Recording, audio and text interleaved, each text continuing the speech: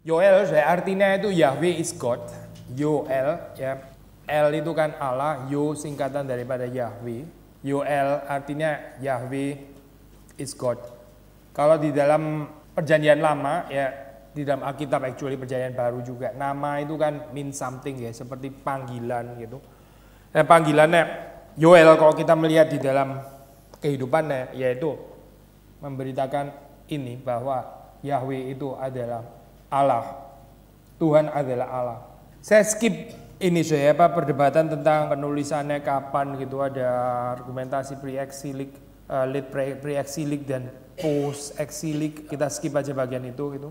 Kalau saudara melihat di dalam penekanan daripada kata yang penting di dalam kitab ini yaitu salah satu yang if not bukan yang paling penting ya, yaitu ini ya tentang hari Tuhan ya. Itu motif yang penting sekali gitu.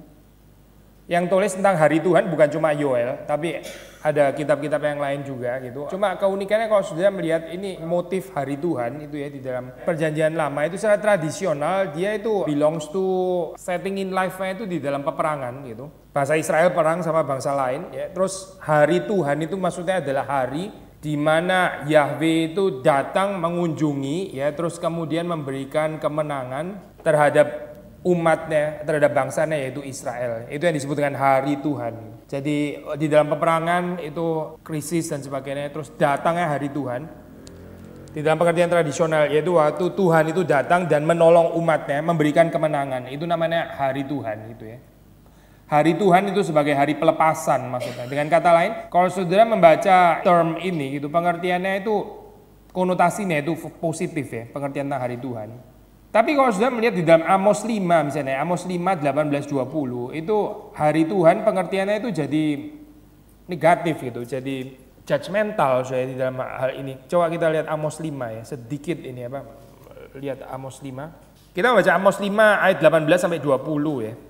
Atau mungkin nggak harus baca 3 ayat, tapi paling nggak lihat 18 saja ya terutama ya. Coba bacain saya, Amos 5 ayat 18. Celakalah mereka yang menginginkan hari Tuhan. Apakah gunanya hari Tuhan itu bagimu? Hari itu ke-8 bukan terang. Ya 19-20 sudah bisa ini ya, lanjutkan lagi gitu ntar sendiri gitu. Jadi biasanya pengertian hari Tuhan itu yang tadinya terang, hari kemenangan, hari pertolongan Tuhan, sekarang jadi kegelapan gitu. Sudah dari Amos ya, kalau sudah membaca itu ada ini ya, ada shift itu pengertian tentang hari Tuhan itu jadi negatif gitu, yaitu hari penghakiman maksudnya. Ya tadi saya nggak ada ini nanti kita ditutup dengan penghakiman dong hari jadi sesi ini ntar ya, belalang. Kalau di Universal Studio pakai 4D experience lagi ya, saudara kaki-kakinya bisa rasa ada belalang di sana gitu. Kalau kita melihat di dalam ini, di dalam buku atau kitab Yoel, ini ya ikuti ini ya, Amos gitu dalam hal ini. Jadi istilah hari Tuhan saudara ketemu di Yoel 1 ayat 15, 2 ayat 1 dan 11 ya, 3 ayat 4 itu bicara tentang hari penghakiman. Nah istilah hari Tuhan ini kemudian terus digarap lagi begitu ya, termasuk juga di dalam kitab-kitab seperti Yesaya, Ezekiel, Sefania dan sebagainya. Itu sebagai penghakiman terhadap Israel atau juga bisa penghakiman terhadap bangsa-bangsa seperti misalnya dalam Yesaya 13, 34, 46 ya. Bahkan penghakiman against the whole world, seluruh dunia ya. Yesaya 34, Sakaria 14. Dan kalau sudah melihat di dalam ini pengertian tematik ini biasanya di dalam pengertian hari Tuhan itu kan nuansanya pasti in the future gitu kan ya. Hari Tuhan, datangnya hari Tuhan. Kita bisa eskatologi itu bisa dua macam, eskatologi dalam pengertian betul-betul akhir zaman gitu ya, eskatologi, tapi juga eskatologi dalam pengertian yang agak broad, yaitu semua pengharapan ke depan itu juga bisa dimengerti sebagai eskatologi gitu. Misalnya tadi bilang hari Tuhan di dalam pengertian yang positif ya, dalam perjanjian lama, waktu Israel perang menantikan hari Tuhan, itu juga penantian eskatologi in the broader sense maksudnya ya. Bukan akhir zaman, bukan Tuhan datang kembali, bukan gitu, tapi Tuhan mengunjungi Israel dan akhirnya memberikan kemenangan. Itu juga termasuk pengharapan eskatologi sebetulnya. Nah, bahas poin ini ya. Jadi kalau saudara sakit terus berharap Tuhan, hari Tuhan datang, terus saudara sembuh, ya itu pengharapan eskatologi juga sebetulnya gitu. Eskatologi in the broader sense maksudnya. Bukan eskatologi betul-betul akhir zaman, bukan. Nah, di dalam pengertian ini ya, either eskatologi broader sense atau narrower sense, yang sempit atau yang luas, dua-dua itu kan future gitu kan ya. Tapi waktu kita membaca di dalam buku Yoel, itu here and now. Gitu. Hari Tuhan itu sekarang. Gitu. Jadi biasanya pertama ya, pertama kan kita bilang secara tradisional itu positif gitu kan ya, pertolongan Tuhan. Sekarang jadi negatif, penghakiman. Yang kedua biasanya in the future ya, whether future yang jauh atau future yang dekat, eschatology broader sense atau narrower sense. Sekarang jadi apa? Here and now. Sekarang.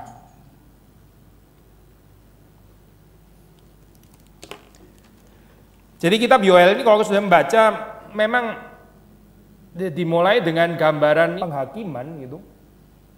Pasal 1, pasal 2. Tapi terus kemudian mulai pasal 2, nah di situ ada pemberitaan tentang ini ya, tentang berkat. Kalau saudara lihat 1:14, coba saudara lihat 1:14. Bicara tentang puasa di situ ya. Adakanlah puasa yang kudus, maklumkanlah perkumpulan raya dan seterusnya ya. Itu seperti kayak satu reference ya. Kalau terus kemudian saudara lihat di 2:15 ya. Diulang lagi gitu referennya. Tiuplah sangkakala di Sion, adakanlah puasa yang kudus, maklumkanlah perkumpulan raya. Tahu istilah reference ya. Jadi ini panggilan untuk pertobatan gitu. Termasuk dengan ini ya Pak. Gambaran tentang tula belalang itu tadi dan juga kekeringan ya sebelumnya. Ajakan untuk puasa, meaning pertobatan ya. Ratapan dan pertobatan. Terus 2:15 diulangi lagi di situ ya. Seperti referen gitu. Tetapi kemudian mulai 2 ayat 18, title-nya janji Tuhan kepada bangsa yang bertobat. Jadi gini saya, tadi pertama kan kita bicara tentang penghakiman gitu ya. Maksudnya perubahan motif itu ya, dari positif menjadi negatif. Di dalam penghakiman, tapi penghakiman itu bukan kata akhir saya, bukan gitu. Sehingga seperti kita sudah pernah ngomong ya, kita mesti ada diferensiasi lah dalam pengertian gini saya. Kita kan seringkali mendengar nabi palsu, nabi asli, nabi palsu itu kalau ngomong, ini ngomong juga firman Tuhan saya, by the way, bukan teolog gitu, tapi firman Tuhan. Nabi palsu itu kan kalau ngomong nggak terjadi, nabi apa itu yang asli kalau ngomong kan terjadi gitu kan ya. Lalu saudara baca di dalam Yunus, dia nabi asli, nabi palsu saya. Nabi asli kan ya. Yunus ngomong apa? Binasalah. Kasar sekali ya intinya itulah Pak, bukan binasa lah sih ya binasa itu kalau bahasa Inggris itu go to hell gitu kan nggak ngomong itu saya. Yunus ngomongnya ya 3:4, coba saya baca ya. 40 hari lagi maka Niniwe akan ditunggang balikan ya, itu yang asli, ini firman Tuhan ya. Yang saudara tadi itu ini apa untuk drama itu tadi kayaknya gitu. Saya baca lagi ya, 40 hari lagi maka Niniwe akan ditunggang balikan. Ini nabi asli bukan? Terus saya tanya, 40 hari setelah itu Niniwe ditunggang balikan enggak? Nabi palsu dong berarti. Enggak kan? Tetap enggak kan? Nah gitu saya bilang, perlu diferensiasi gitu ya. Kalimat itu Nabi ngomong, kalau enggak terjadi Nabi palsu gitu misalnya. Nanti dulu. Kalau gitu Yunus kategori Nabi palsu gitu kan. Mungkin sebagian saudara ada yang bilang, memang palsu karena dia enggak punya compassion soalnya. Gak kayak Tuhan, gak ada pertobatan itu orang, memang agak palsu gitu, KW2 gitu atau apa. Enggak sih, kita bilang ini nabi yang diutus oleh Tuhan, jelas ya diutus oleh Tuhan, bukan diutus oleh dirinya sendiri gitu kan ya. Tapi apa sih artinya saya? Waktu kita mengatakan ini ya Pak, penghakiman gitu ya, sebetulnya waktu diberitakan oleh nabi yang asli sekalipun, itu ada kondisinya saya. Kondisinya kalau orang bertobat dan penghakiman itu batal gitu. Waktu penghakiman itu batal, bukan berarti nabi itu jadi nabi palsu, bukan gitu. Nabi palsu itu bukan itu maksudnya. Tapi dia mengatakan misalnya ya, kalau dia bicara penghakiman, Tuhan nggak sedang menghakimi, dia bicara penghakiman. Baik, kalau Tuhan mau bicara damai sejahtera, dia bicara penghakiman. Kalau Tuhan mau bicara penghakiman, dia bicara damai sejahtera. Itu yang nabi palsu saya. Jadi nggak membawakan yang maunya Tuhan. Waktu Yunus menyatakan kemarahan di situ, itu inline dengan ini, dengan kemarahannya Tuhan. But Tuhan kan masih simpen kasih karunia-Nya kalau Niniwe bertobat gitu kan ya. Jadi kalimat penghakiman itu saya bukan penghakiman di dalam pengertian gengsi seorang nabi yang kalau dia sudah mengutuk harus langsung terjadi aja. Itu bukan yang kita mengerti di dalam ini, bukan yang kita mengerti dalam Alkitab itu. Kita kepingin sih saya mungkin ya punya kuasa apalagi sama orang-orang yang ngejahatin kita ya, kalau kita ngomong apa terus langsung dia sakit gitu misalnya, keren banget gitu kan, lama-lama orang takut sama kita gitu. Abraham kan pergi ke Mesir kan terus ini ya kena tula gitu kan ya, itu kan keren saya kayak gitu, keren tanda kutip ini kerennya apa. Tapi waktu Niniwe bertobat, si Yunus jadi nggak terjadi perkataannya gitu. Maksudnya gini, di dalam konsep yang sama ya kita bisa membaca kitab Yoel gitu. Hari penghakiman, tapi bukan tanpa kondisi, bukan tanpa tanpa kemungkinan ya untuk bertobat gitu. Penghakiman itu bukan penghakiman yang nggak bisa gerak begitu loh saya, yang statis. Kalau sudah kayak begitu terus nggak bisa ada penyesalan lagi. Since Yahweh sudah mengatakan demikian maka harus terjadi demikian. Maka di dalam hal ini saya kita juga menempatkan pembicaraan seperti tentang Tuhan menyesal dan sebagainya. Karena memang benar-benar Tuhan bisa menyesal gitu. Dia mengatakan sesuatu, ya manusia berbalik membujuk hati Tuhan, Tuhan menyesal gitu kan ya. Kita mesti terima konsep ini saya sebagai satu kemungkinan yang diajarkan oleh firman Tuhan. Bukan kalau Tuhan sudah ngomong begini ya maka begini ya, gambaran again ya, since saya ngomongnya di gereja reform sudah gitu ya, jadi kita mesti sedikit kritikal dengan resepsi yang salah terhadap teori kedaulatan Allah. Kalau saya khotbah di gereja Arminian misalnya gitu kan ya, saya akan ngomong kedaulatan Allah di sana gitu, karena mereka perlu tahu itu. Mungkin saya akan banyak kritik bagian ini kali ya, yang terlalu penekanan tentang human agency, pentingnya manusia dan sebagainya, itu yang mesti terus dikoreksi gitu. Tapi ini kan gereja reform gitu kan ya. Iya kan saya?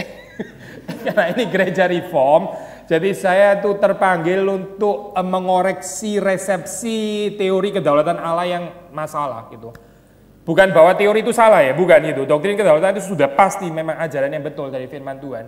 Tapi bisa diresepsi secara salah loh saya. Seperti kalau Tuhan sudah berkata penghakiman, ya sudah pasti kayak begitu. Lu mau apapun pokoknya Tuhan akan gitu terus gitu. Ini nggak cocok saya sama Alkitab, nggak cocok, betul-betul nggak cocok gitu.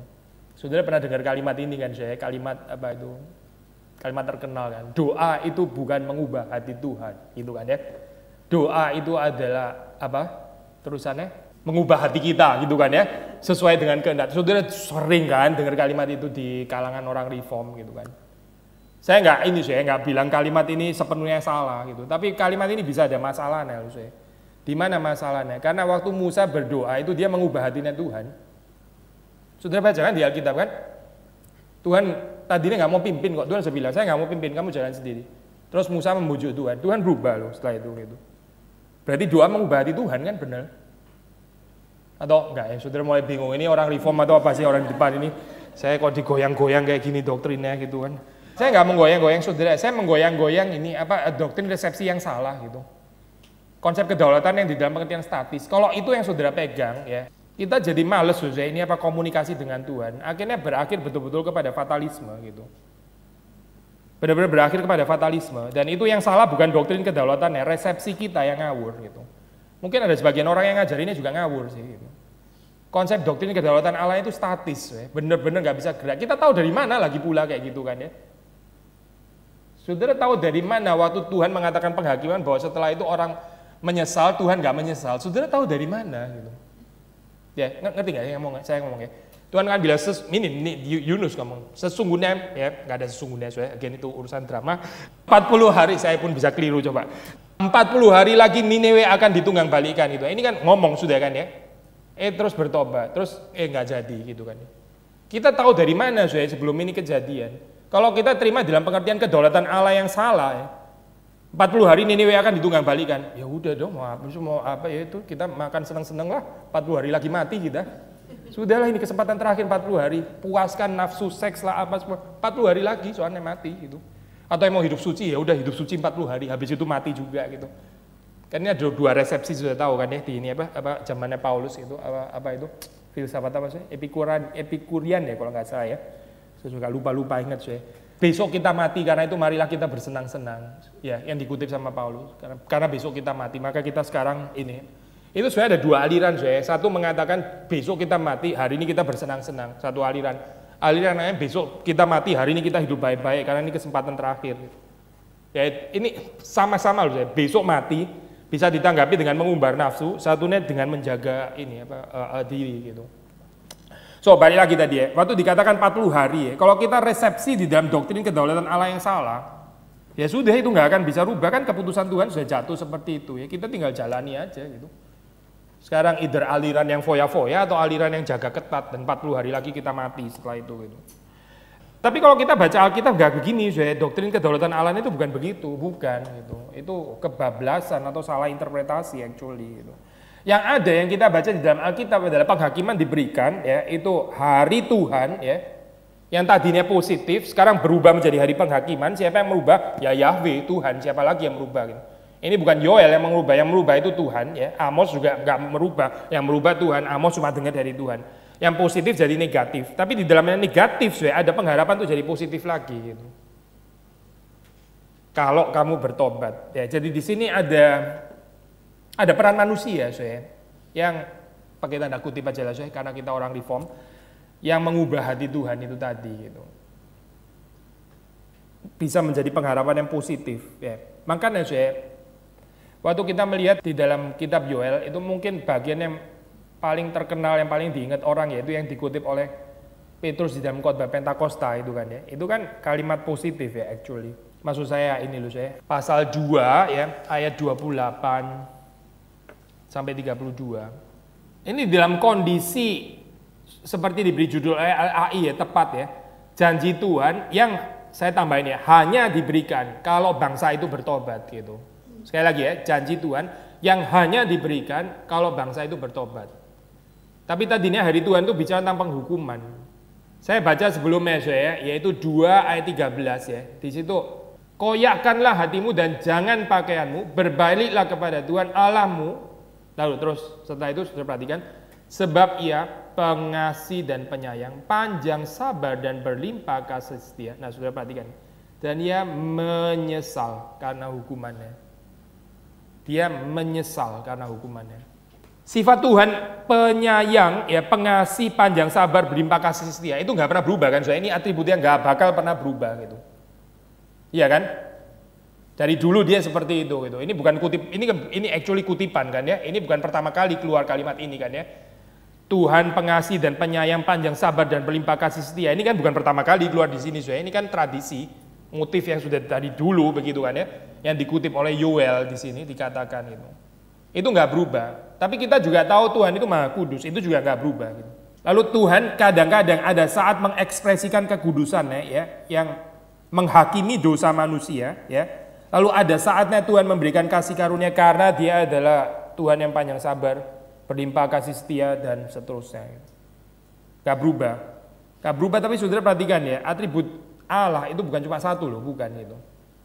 Ada banyak atribut itu, ada kelincahan di dalam atribut Allah. Yang sedikit lebih simpel ya, Yesus itu dua natur. Ya. Ada saat Dia menyatakan natur manusianya, ada saat Dia menyatakan natur ilahinya. Gitu. Waktu Dia menyatakan natur ilahinya, natur manusianya seperti kayak di mana ya kita nggak lihat gitu. Waktu Dia menyatakan natur ilahinya, natur manusianya seperti kayak di belakang gitu. Seperti kayak ada saat yang satu di depan, satu di belakang, seolah-olah kayak gitu. Tapi Dia nggak pernah kehilangan. Waktu dinyatakan natur ilahinya Dia nggak kehilangan natur manusianya. Waktu dinyatakan natur manusianya Dia bukan berarti kehilangan natur ilahinya. Gitu. Sama kita terapkan prinsip yang sama di dalam ini doktrin atribut Allah. Waktu Tuhan menyatakan penghakiman, ya Dia sudah menyatakan atribut kekudusannya gitu kan ya. Karena manusia memang berdosa. Tapi Dia nggak pernah kehilangan atribut ini, panjang sabar, berlimpah kasih setia, pengasih dan penyayang. Itu nggak kehilangan gitu. Di mana itu atribut yang itu? Ya seperti kayak tersembunyi di belakang Tapi terus kemudian Yoel, ya Tuhan sendiri melalui Yoel mengatakan kalau kamu bertobat, ya kalau kamu bertobat, Tuhan itu pengasih dan penyayang, berlimpah kasih setianya. Dia menyesal. Gitu. Ya kita mesti percaya penyesalan Tuhan, karena kalau enggak masalah, spiritualitas kita bakal sangat masalah, gitu. Sangat bermasalah dan itu enggak jadi reform, jadi deform menurut saya. Karena saudara nggak setia sama firman Tuhan.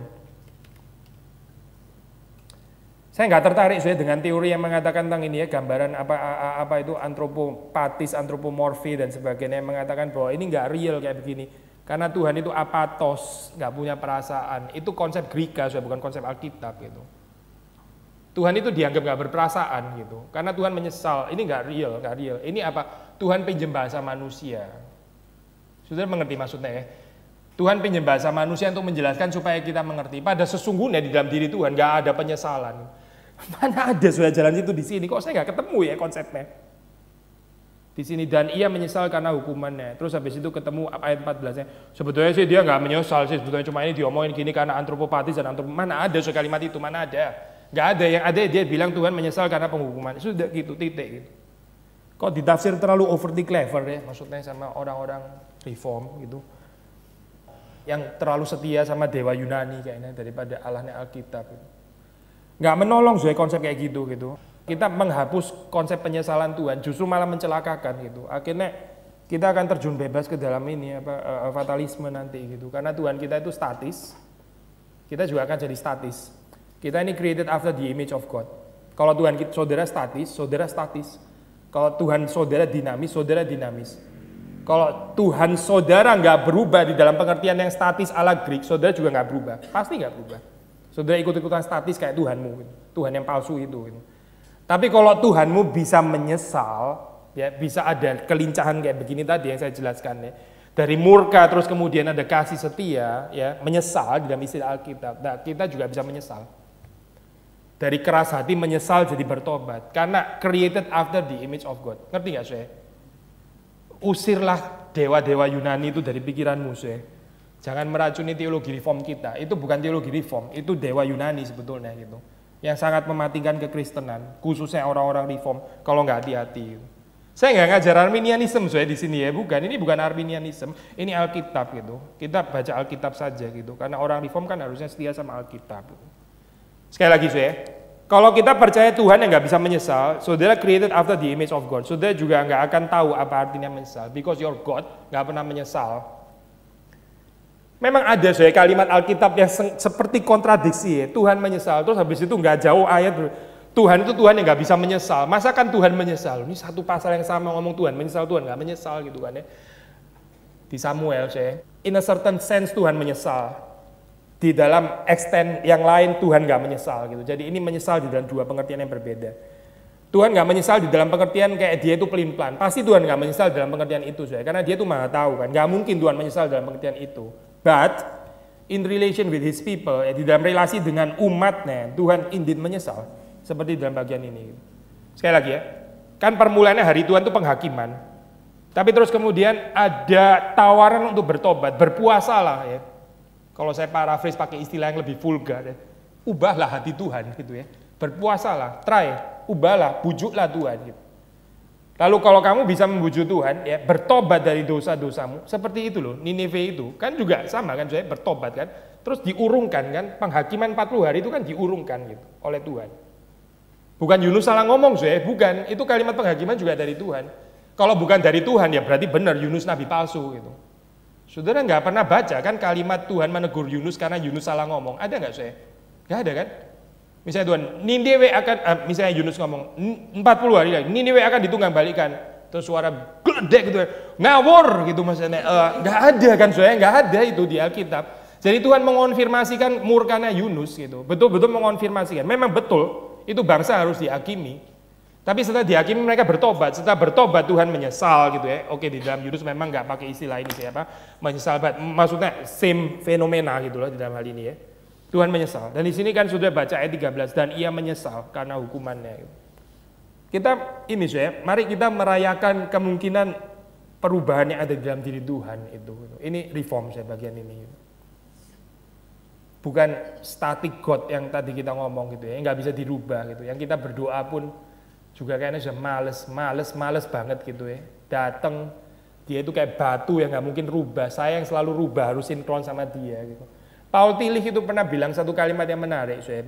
Paul Tillich ya, teolog yang liberal sih actually gitu. Maksudnya pandangannya sangat gak ortodoks, meskipun ada bagian-bagian yang tetap ini sih, tetap indah dan kita bisa belajar. Serusak-rusaknya orang kan nggak rusak banget gitu kan, saya nggak bisa rusak karena belum di neraka. Jam yang mati kan satu hari masih cocok 2 kali gitu ya. Mungkin Tillich juga perkataannya ada 2 kalimat yang betul gitu kali saya. Dia pernah mengatakan kalimat ini ya, I never pray, saya nggak berdoa, saya contemplate. Apa maksudnya saya? Saya nggak pernah berdoa. Orang Kristen gue nggak pernah berdoa. Saya contemplate. Tapi kalau sudah mengerti istilahnya itu, ya istilah contemplate itu apa sih?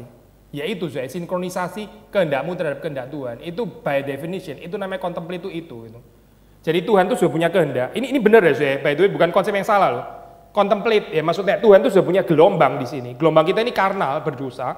Kita mendatangi Tuhan, kita gelombangnya mesti sesuai sama gelombangnya Tuhan. Itu namanya contemplating, so, by definition itu namanya contemplating.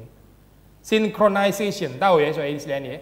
Tuhan tuh punya kehendak lu ngawur kan, dekatkanlah dirimu kepada Tuhan. Lalu terus kemudian kamu mesti rubah kehendakmu jadi kehendak Tuhan. Itu namanya contemplating namanya gitu, by definition. Dan Paul Tillich bilang, saya contemplate bukan praying. Karena praying itu by definition harus ada kemungkinan merubah hati Tuhan. Itu baru kita ngomong praying. Nangkep gak soal poinnya?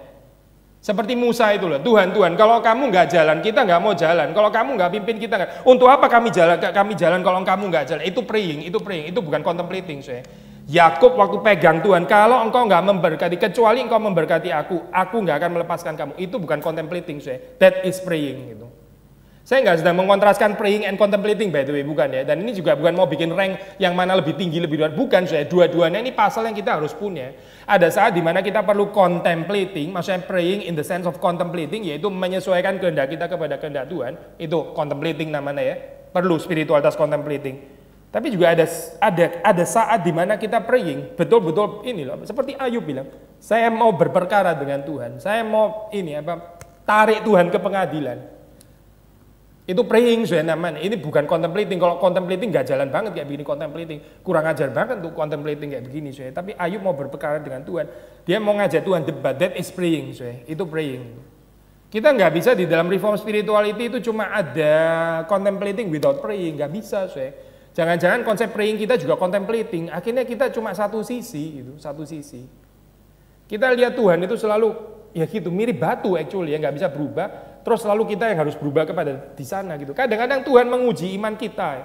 Saudara tahu kan ini kan waktu saya tambah lagi ya contoh Alkitab gitu, waktu orang di Emmaus itu Tuhan berbuat seolah-olah hendak melanjutkan perjalanannya. Saudara lihat kan itu kan. Kalau ditanggapi secara contemplating ya gimana? Jadi lu mau jalan ya udah jalan aja, gua berserah gitu kan. Tuhan nggak bareng sama mereka kok kayak begitu. Tapi Tuhan berbuat seolah-olah hendak melanjutkan perjalanan. Terus orang itu tarik, Tuhan, kamu tinggal abide with me. Tolong dong tinggal sertaku. Tinggal serta kami Tuhan hari ini. Terus Tuhan mampir. Padahal dia berbuat seolah-olah melanjutkan. Ini loh, ini praying ini bukan contemplating. That is praying gitu. Lalu ada bagiannya lagi di dalam Injil saudara baca gitu kan ya.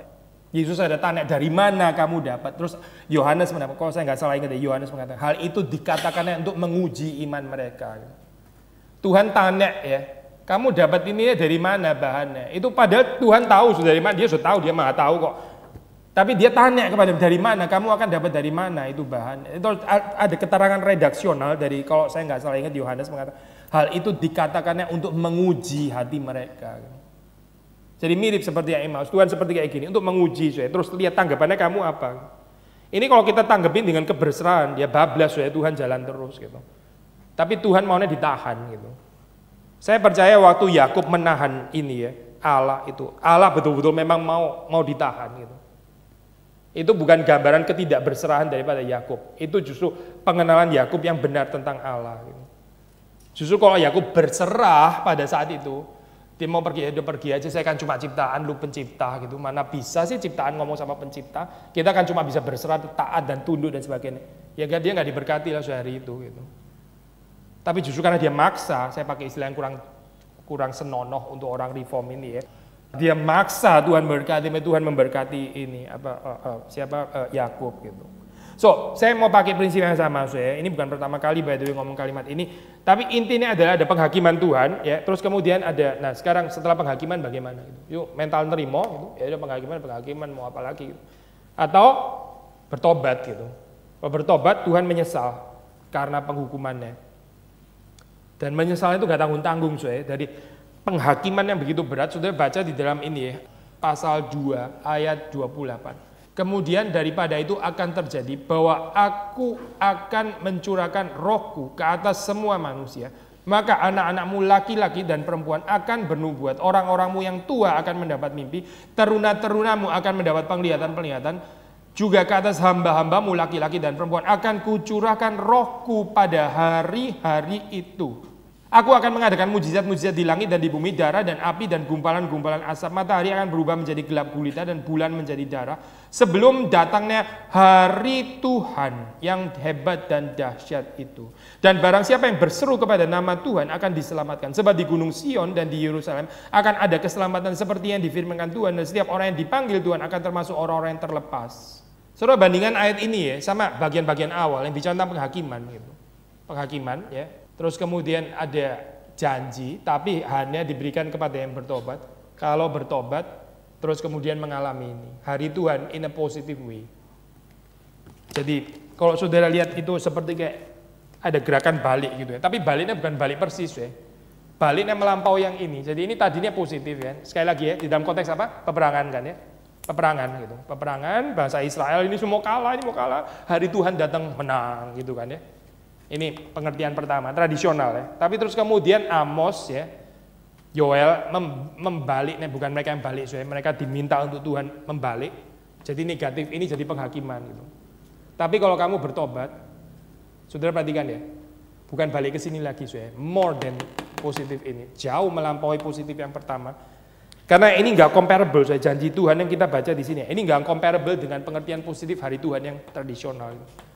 Jadi ini bukan apa ini ya, bukan dari sini ke sini terus dibalikin ke sini lagi gitu ya. Karena itu sebagian orang reform di dalam hal ini apa tepat sekali mengatakan kita waktu di restore ya, kita kan original creation ya, terus jatuh ke dalam dosa. Waktu kita di restore, dikuduskan, itu bukan balik ke sana lagi tapi melampaui ciptaan yang pertama. In a sense saudara bisa bilang restore, namanya kan restore, seperti kayak dikembalikan lagi. Tapi sekaligus melampaui original creation, nggak sama dengan original creation. Melampaui original creation jauh lebih indah daripada original creation, daripada sebelum Adam jatuh ke dalam dosa. Sama kalau sudah baca di sini ya, waktu hari Tuhan yang dari positif jadi negatif balik ke positif lagi. Positif yang terakhir itu jauh melampaui positif yang pertama. Karena kemenangan Israel waktu perang nggak bicara tentang roh yang dicurahkan ke atas semua manusia, nggak ada itu. Ya Israel menang gitu aja. Gitu. Yahweh menolong, Israel menang kan ya. Roh itu nggak pernah dicurahkan ke atas semua manusia, cuma dicurahkan kepada siapa? Nabi kan. Nabi yang dicurahkan roh itu pun sementara. Gitu. Sementara kan ya, karena perjanjian lama, sementara. Sudah sementara, eksklusif, highly eksklusif. Cuma nabi, yaitu mereka yang menyampaikan firman Tuhan. Itu yang turun roh Allah kepada mereka.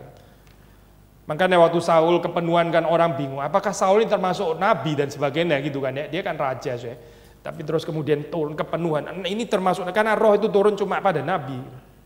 Ya bukan cuma pada nabi, kalau kita baca Levitikus juga ada ini seniman-seniman itu juga dipenuhi ini Roh Kudus ya. Seniman dipenuhi Roh Kudus ya. Jadi saudara yang seniman itu berbahagia. Tapi seniman kalau nggak dipenuhi Roh Kudus itu aneh banget gitu ya. Dipenuhi roh yang lain gitu. Ini jadi anehnya nggak karu-karuan. Balik lagi ke sini janji universal atau istilah common ya, common prophethood ya. Saya pinjem istilahnya Luther kan bilang istilah nulis di sini. Common priesthood ya. Tahu common priesthood tadinya yang imam itu kan eksklusif orang-orang tertentu ya. Orang-orang imam Katolik itu, terus Luther bilang priesthood common itu untuk semuanya, universal priesthood of all believers. Semua orang percaya itu adalah priest. Kita di hadapan Tuhan itu kita punya fungsi priest gitu. Bukan cuma orang-orang tertentu itu toh yang priest, kita semua priest gitu kan ya. Saya pinjam istilah yang sama, ini Protestan banget Protestan banget. Dan kita ngikutin Alkitab bukan penemuannya teolog Protestan, bukan. Kita cuma ngikutin Alkitab.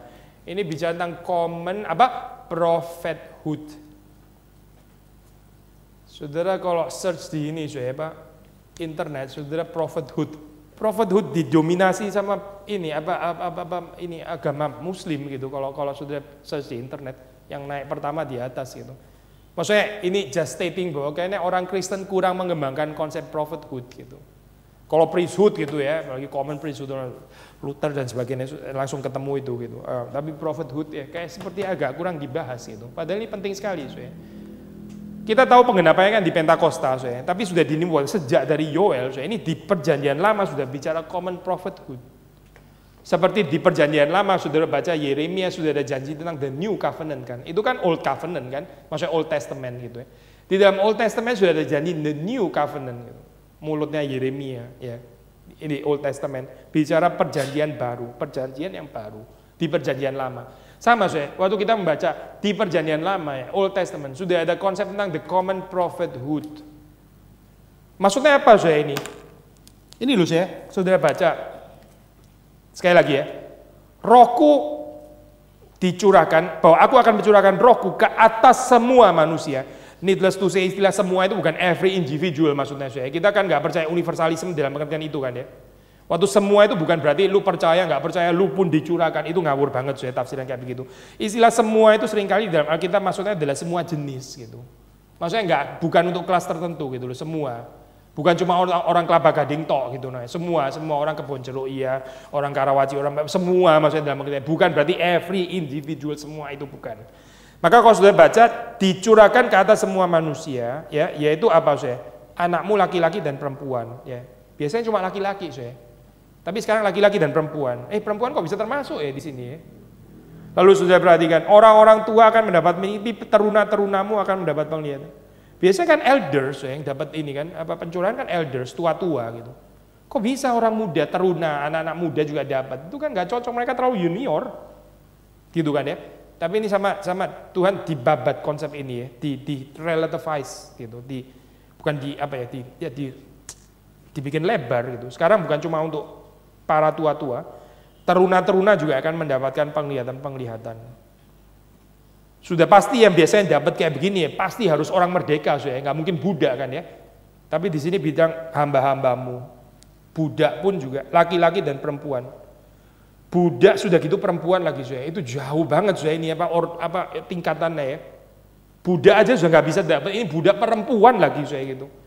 Tapi Tuhan bilang akan dicurahkan semua kepada mereka gitu, seperti nggak ditahan lagi oleh Tuhan. Nah sekarang pertanyaannya saya, prophet itu untuk apa gitu? Prophet itu untuk apa gitu? Kita mesti memikirkan fungsi kenabian itu apa sebetulnya? Apa saya? Iya, memberitakan firman ya. Sederhana ya saya. Nabi kan bernubuat. Bernubuat itu maksudnya apa? Inline dengan perkataan Tuhan. Itu namanya bernubuat itu. Bernubuat itu bukan meramal masa depan. Terus ramal masa depannya pasti terjadi. Again ya, saudara, kalimat itu memang kalimat dari firman Tuhan sendiri ya. Kalimat firman Tuhan kan mengatakan, sekali lagi ya, ini ulangan ya. Kan bilang, apa bedanya nabi palsu dan nabi asli? Kalau nabi asli itu mengatakan terjadi sesuai apa yang dia katakan, nabi palsu nggak terjadi apa yang dia katakan gitu. Itu kalimat itu saudara mesti mengerti dengan konteks yang benar. Nggak bisa cuma terima gini tok, karena kalau cuma terima gini tok saya, Yoel palsu, terus habis itu ya siapa ini Yunus palsu, banyak banget yang palsu saya. Karena penghakiman Tuhan ternyata nggak terjadi, padahal mereka ngomong seperti itu gitu. Jadi bukan itu maksudnya, waktu Alkitab mengatakan nggak terjadi, bukan dalam pengertian itu nggak terjadi karena mereka nggak inline dengan apa yang dikatakan oleh Tuhan gitu. Bangsa yang seharusnya dihakimi, tapi mereka bilang damai sejahtera, itu nabi palsu gitu. Akhirnya Tuhan betul-betul turunkan murka kan, nggak ada damai sejahtera kan akhirnya. Betul kan ya, sekali lagi ya. Ini bangsa Tuhan mau tegur, tapi nabi palsu itu dasar penjilat manusia. Dia nggak berani tegur, tapi bilang damai sejahtera, shalom, shalom gitu ya. Saudara mesti hati-hati dengan istilah shalom, ya. Kalau Tuhan nggak sedang mau bicara shalom, saudara bicara shalom, saudara nabi palsu hari itu. Gitu. Gak selalu shalom, saya nggak selalu. Tuhan tuh kadang-kadang bukan datang dengan shalom, datang dengan murka. Gitu. Tapi gimana saya? Ya memang mesti peka gitu ya, peka dengan apa? Hati-hati ngomong shalom waktu Tuhan murka. Saudara jadi mirip nabi palsu gitu, meskipun nggak ada intensi jadi nabi palsu. Balik lagi ke sini saya. Waktu nabi memberitakan apa yang mereka terima dari Tuhan, ya. Itu kan nabi yang sejati ya. Menerima perkataan dari Tuhan, lalu terus kemudian dikatakan kepada yang perlu benar. Whether nanti akhirnya Tuhan menyesal atau enggak, itu urusan belakangan, saudara. Itu Nabi enggak ngurus urusan itu, gitu.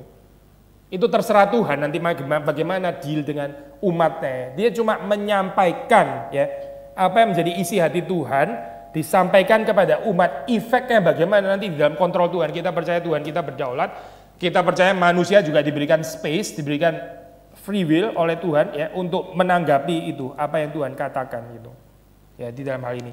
Dan sudah melihat di dalam pertobatan itu ada janji Tuhan akan mencurahkan ini ya, pinjam istilah Luther sekali lagi ya, common prophethood. Setiap orang itu pemberita firman.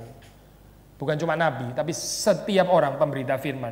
Bukan cuma rasul, ya bukan cuma hamba Tuhan, bukan cuma pendeta, tapi setiap orang percaya itu pemberita firman. Kita mesti menghargai ini kepercayaan Tuhan seperti ini gitu. Karena kalau sudah melihat di dalam perjanjian lama ya, betul-betul tugas itu tugas yang sangat-sangat eksklusif, nggak diberikan kepada banyak orang gitu, yang disebut nabi ya. Itu sangat-sangat khusus, tapi sekarang kita memiliki fungsi nabi. Menurut nubuatan Yoel, tapi sekali lagi ya, bukan tanpa kondisi ya, bukan tanpa kondisi gitu.